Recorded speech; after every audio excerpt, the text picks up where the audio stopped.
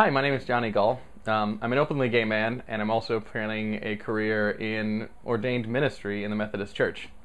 This is a bit of a delicate situation, so let me talk to you a bit about it. When I was 8 years old, I saw somewhere on the news about the Westboro Baptist Church, which was not a fun thing to learn, especially since I was just kind of realizing that I tended to be more attracted to the boys than I was to the girls. And I talked to my mom about it. I said, "Hey Mom, do you know that there's this church somewhere that says that God hates gay people?" And my mother, when I was 8 years old, looked at me and she says, "Well, they're not wrong." And so I said to her, "No, that's stupid. God loves everyone," which is probably one of my proudest moments.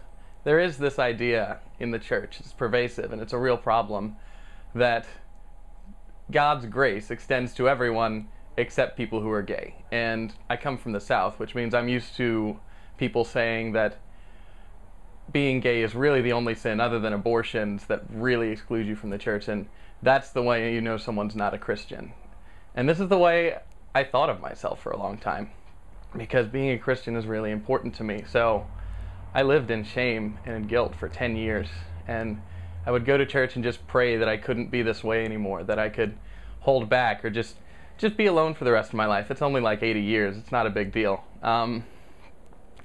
And I'm kind of ashamed to talk about it now, but this is where I come from. And this refusal of the Christian community to love gay people got to be so bad that I didn't love myself because I was gay. And I would say things like, I believe God loves gay people, but I just don't think that he approves of it. And when I said it, I knew that I was talking about myself, but I just couldn't bring myself to really accept who I was. And then I did, because I found those places in the church that are accepting and that do love me for who I am. And then I could love myself because I knew that it was alright, that it wasn't a problem. And I still have to deal with a lot of shit. People will tell me that my father didn't raise me right, so my natural sexual inclinations have been reversed. People have told me that it's a biological thing like alcoholism, and that really I should just lay it at the foot of the cross and be celibate for the rest of my life.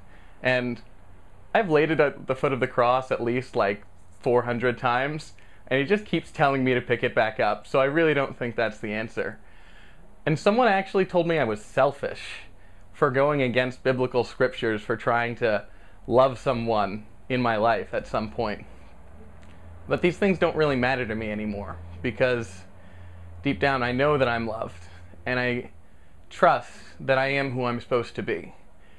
That I believe in a God who loves me for who I am and who made me who I am. And since I believe that I was purposefully made, it's not a problem to me anymore, and I don't think it should be to anyone else.